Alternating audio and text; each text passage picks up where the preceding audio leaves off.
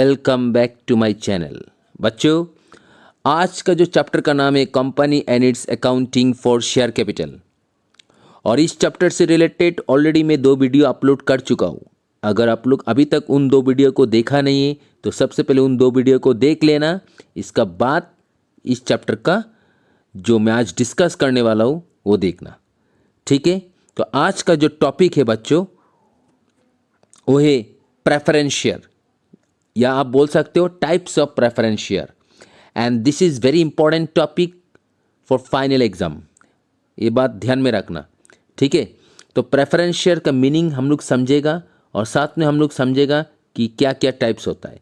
तो टाइप्स जो होता है प्रेफरेंस शेयर का बच्चों क्या क्या है? Cumulative and non cumulative preference shares, participating and non participating preference shares, convertible and non convertible preference shares, redeemable and irredeemable preference shares, ठीक है। तो ये चारों को मैं डिस्कस अभी करने वाला हूँ, ठीक है। तो बच्चों सबसे पहले समझ लेता है कि प्रेफरेंस शेयर्स का मीनिंग क्या है। तो preference share is one which carries the following 2 rights. Preference share वो शेयर है जिनका 2 राइट्स है, 2 अधिकार है। वो कौन सा 2 अधिकार है?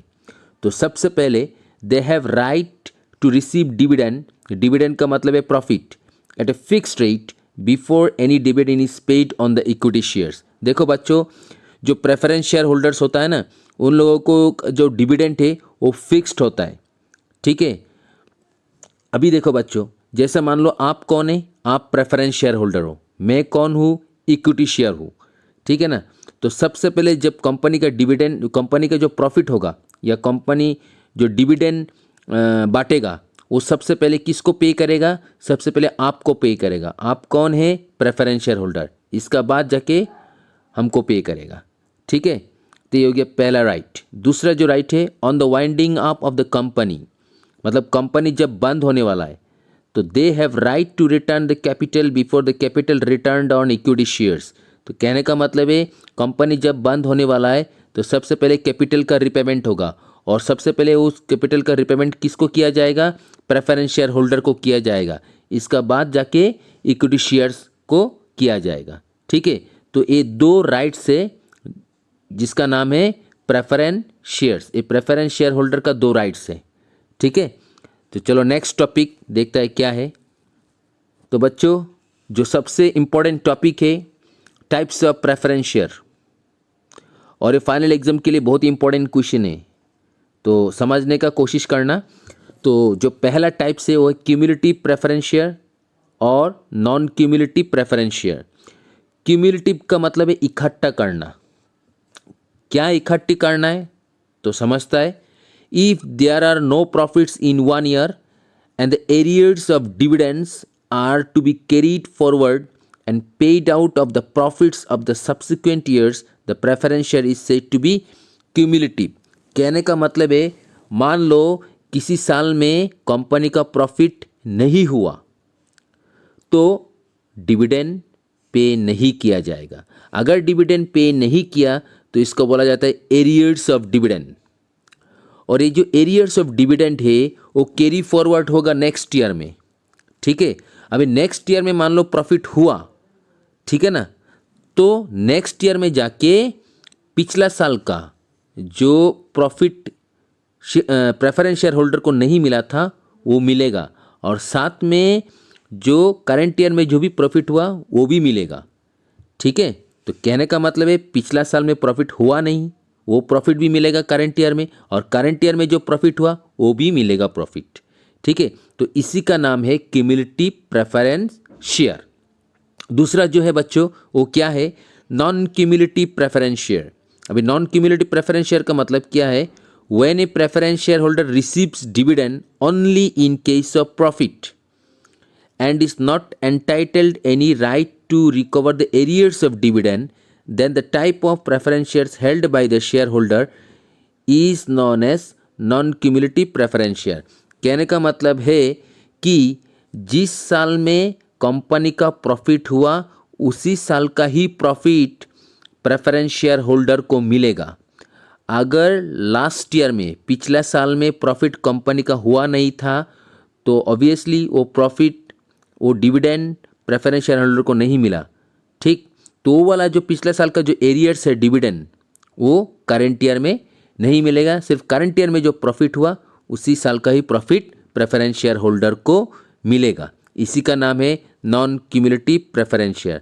तो कहने का मतलब आप लोग समझ में आ गया होगा, क्यूमुलेटिव और नॉन क्यूमुलेटिव का मतलब क्या है। जैसा मान लो first year, second year, third year, first year में प्रॉफिट नहीं हुआ, डिविडेंड नहीं मिला। सेकेंड ईयर में प्रॉफिट नहीं हुआ, डिविडेंड नहीं मिला। थर्ड ईयर में प्रॉफिट हुआ तो डिविडेंड मिला। कौन सा डिविडेंड मिला? लास्ट 2 ईयर्स का डिविडेंड जो है वो भी मिला, लास्ट ईयर का जो एरियर्स है वो भी मिला, और करंट ईयर में जो प्रॉफिट हुआ वो भी मिला। मतलब 3 ईयर्स का प्रॉफिट प्रेफरेंस शेयर होल्डर को मिला। इससे बोलता है क्यूमुलेटिव प्रेफरेंस शेयर। और नॉन क्यूमुलेटिव प्रेफरेंस शेयर्स का कहने का मतलब क्या था, जैसे मान लो फर्स्ट ईयर में प्रॉफिट नहीं हुआ तो डिविडेंड नहीं मिला, सेकेंड ईयर में प्रॉफिट नहीं हुआ तो डिविडेंड नहीं मिला, थर्ड ईयर में प्रॉफिट हुआ तो डिविडेंड मिला प्रेफरेंस शेयर होल्डर को, लेकिन पिछला 2 साल का जो एरियर्स है वो नहीं मिलेगा। ठीक है, तो इसी का नाम है नॉन क्यूमुलेटिव प्रेफरेंस शेयर्स। अभी जो बच्चों नेक्स्ट पॉइंट है, पॉइंट नंबर 3 और 4, वो क्या है? पार्टिसिपेटिंग प्रेफरेंस शेयर्स और एक नॉन पार्टिसिपेटिंग प्रेफरेंस शेयर्स। तो पार्टिसिपेटिंग प्रेफरेंस शेयर्स का मतलब क्या है? When a preference share holder enjoys the right to participate in the surplus profit in addition to the fixed rate of dividend that is left after the payment of dividend to the equity shareholder. The type of shares held by the shareholder is known as participating preference share. तो participating preference shares का मतलब है जब company का profit होगा तो वो profit सबसे पहले प्रेफरेंस शेयर होल्डर को मिलेगा, बाद में जाके इक्विटी शेयर होल्डर को मिलेगा। इसका बाद जाके और अगर प्रॉफिट ज़्यादा हो जाता है, ठीक है ना, तो जो एक्स्ट्रा प्रॉफिट होगा वो भी प्रेफरेंस शेयर होल्डर्स को मिलेगा। ठीक है, इसी का नाम है पार्टिसिपेटिंग प्रेफरेंस शेयर। और नॉन पार्टिसिपेटिंग प्रेफरेंस शेयर्स का मतलब क्या है? When a preference share holder receives only a fix rate of dividend every year, मतलब एवरी ईयर में जो प्रेफरेंस शेयर होल्डर का जो डिविडेंड है वो तो फिक्स्ड है ना। तो एवरी ईयर में जो डिविडेंड होता है, जो प्रॉफिट होता है वो फिक्स्ड है, वो प्रेफरेंस शेयर होल्डर को मिलेगा ही। And do not enjoy the additional participating in the surplus profit, और अगर एक्स्ट्रा प्रॉफिट हो भी गया तो वो प्रॉफिट नहीं मिलेगा प्रेफरेंस शेयर होल्डर को। ठीक है ना, तो इसी का नाम है non participating preference shares. I hope कि आप लोगों को समझ में आ रहा होगा। नेक्स्ट जो टाइप से बच्चों वो क्या है? कन्वर्टेबल प्रेफरेंस शेयर्स, और दूसरा जो है non convertible preference shares. Convertible preference shares का मतलब क्या है? These shares give the right to the holder to get them converted into equity shares at their options according to the terms and condition of their issue. तो terms and conditions का हिसाब से, ठीक है ना, प्रेफरेंस शेयर होल्डर्स को convert किया जाएगा इक्विटी शेयर होल्डर में। ठीक है, अगर आप प्रेफरेंस शेयर्स हो तो आपको प्रेफरेंस शेयर से क्या बना दिया जाएगा, कैसे कन्वर्ट किया जाएगा? इक्विटी शेयर में अगर कन्वर्ट कर दिया तो इसी को बोला जाता है कन्वर्टेबल प्रेफरेंस शेयर। और नॉन कन्वर्टेबल प्रेफरेंस शेयर्स का मतलब क्या है बच्चों? नॉन कन्वर्टेबल प्रेफरेंस शेयर्स का मतलब है when the holder of a preference share has not been conferred the right to get his holding converted into equity share, it is called non convertible preference share। मतलब अगर आप preference shares है तो आपको preference share से equity share में convert नहीं किया गया है, तो ऐसा को बोला जाता है नॉन कन्वर्टेबल प्रेफरेंस शेयर्स। ठीक है बच्चों, अगर वीडियो आप लोगों को अच्छा लग रहा है तो ज़रूर लाइक एंड शेयर करना, और अगर आप नए हैं तो वीडियो को सब्सक्राइब कर लेना और बेल आइकन को प्रेस कर देना। ठीक है, चलो नेक्स्ट पॉइंट देखता है क्या है। तो बच्चों जो लास्ट पॉइंट है वो क्या है? Redeemable preference shares. अभी रिडीमेबल प्रेफरेंस शेयर्स का मतलब क्या है बच्चों? When shares are repaid after some specified time in accordance with the terms of issue they are called redeemable preference shares. तो रिडीमेबल प्रेफरेंस, रिडीम का मतलब क्या है बच्चों? वापस करना।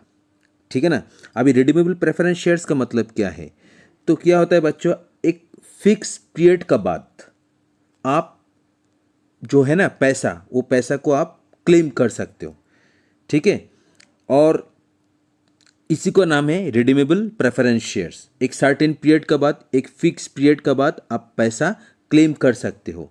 इसी को क्या बोला जाता है बच्चों? Redeemable preference share. मतलब वो पैसा वापस कब किया जाएगा? एक सर्टेन पीरियड का बाद, एक फिक्स पीरियड का बाद, ठीक है ना। और नॉन रिडीमेबल प्रेफरेंस शेयर्स का मतलब क्या है बच्चों? These are the preference shares which do not carry with them the arrangement regarding redemption. No company limited by shares shall issue irredeemable preference shares or preference shares redeemable after the expiry of 20 years from the date of issue. तो non redeemable preference shares का मतलब क्या बच्चों? कि ये पैसा आपको वापस नहीं किया जाएगा जब तक कंपनी चलता रहेगा, लेकिन ये पैसा तभी मिलेगा जब कंपनी का लिक्विडेशन हो जाएगा, जब कंपनी वाइंड अप हो जाएगा, तब ये पैसा आपको वापस मिल जाएगा। तो यही है रिडीमेबल प्रेफरेंस शेयर्स और non redeemable preference shares. I hope आप लोगों को समझ में आया होगा ये 8 पॉइंट्स, ठीक है। तो बस आज के लिए इतना ही। Thank you.